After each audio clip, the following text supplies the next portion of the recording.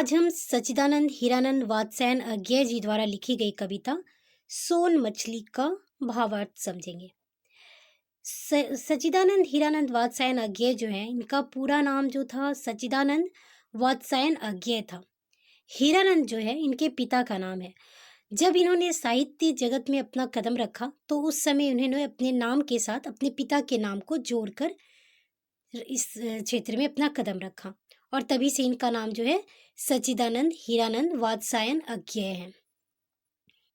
हिंदी साहित्य में सबसे अधिक रचना जो है इन्होंने ही लिखी है और सबसे अधिक यूँ कहें तो साहित्य जगत में सबसे लंबी यात्रा और ज़्यादा मतलब बहुत ज़्यादा इन्होंने कविताएं लिखी है और काव्य संग्रह भी इनका दिखता है।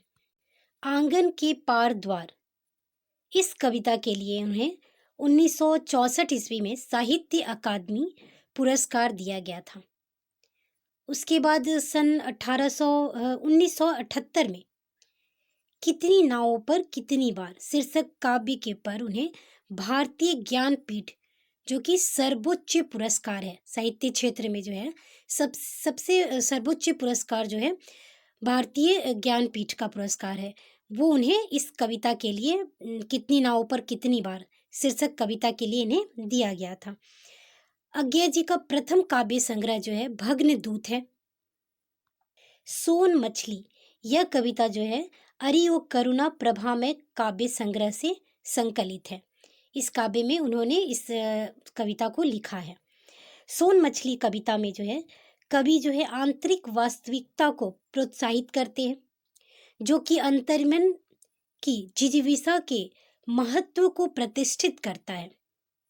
कविता का मूल भाव है कि सृजनात्मक कर्म में रूप और अर्थ का तनाव होता ही है। ठीक है, वास्तविक जीवन में जो है जो हम सुनते हैं समझते हैं वो वास्तविकता से बिल्कुल परे होता है। वास्तविकता में जो हम समझते हैं या फिर कहीं कहानी की तरह पढ़ते हैं वो हमारे दैनिक और वास्तविक जीवन से बिल्कुल दूर है। इस भाव को इन्होंने इस कविता के माध्यम से अभिव्यक्त किया है। तो शुरू करते हैं कविता। हम निहारते रूप कांच के पीछे हाँप रही है मछली, रूप तृष्णा भी और कांच के पीछे है जिजीविसा। तो इस कविता के माध्यम से उस मछली, आप एक्वेरियम देखे होंगे उसमें कितनी सारी मछलियां रखी जाती हैं, तो उससे देखकर हम कितने खुश होते हैं और कितना ही सुंदर लगता है। परंतु वास्तविकता क्या वो मछली खुद, उस मछली से पूछ के देखिए क्या वास्तविक में वो खुश है। कांच में रखी हुई मछली एक्वेरियम में जब हम सामने से देखते हैं तो मछलियां कितनी ही इधर से उधर घूमती हैं और अपनी क्रियाएं, लगता है नृत्य क्रियाएं कर रही है, लेकिन क्या वास्तविकता में वे उनकी नृत्य क्रियाएं हैं? वे अपने आप को व्याकुल समझ रही हैं उस पानी में जो एक्वेरियम में बोर्ड में रखा हुआ है कांच के अंदर।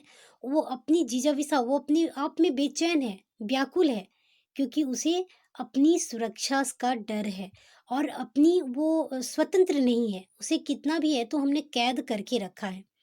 तो इस तरह से कवि ने इस सोन मछली के माध्यम से ये अभिव्यक्त करने का प्रयास किया है कि जो हमारी वास्तविकता है और जो हमें दिखता है वो दोनों में जो है बहुत ही फर्क होता है।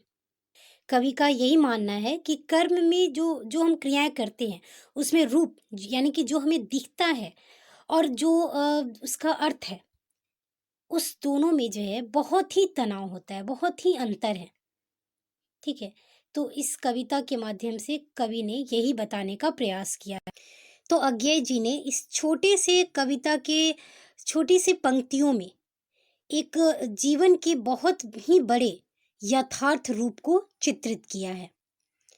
जो जिजीविसा है मतलब मन की जो व्याकुलता है या मन का जो सोच है या अंदर में सोची हुई जो बात है, उसे इस मछली के नाम पे, सोन मछली, इस मछली के नाम पे कवि ने अभिव्यक्त करने का प्रयास किया है। हाँ, कांच के पीछे हाँप रही मछली मतलब कांच के पीछे बहुत ही व्याकुल है, हाँफ रही है, छटपटा रही, तड़प रही है, रूप तृष्णा भी है, मतलब रूप में उसका सुंदरता जो है, वो कांच में रखी हुई मछली की जो सुंदरता है, वो जो है उसमें तृष्णा है, उसमें कुछ सकुचाहट है, उसमें जो है कुछ पाने की जो ललक है, वो है। तो इन सभी शब्द में, हर शब्द में कवि की जो जिजीविषा है वो बताने का प्रयास है। तो इस तरह से हमारे यह कविता सोन मछली सच्चिदानंद हीरानंद वात्स्यायन अज्ञे जी द्वारा लिखी गई कविता समाप्त हुई।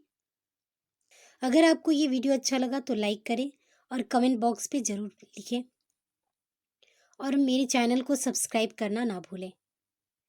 धन्यवाद।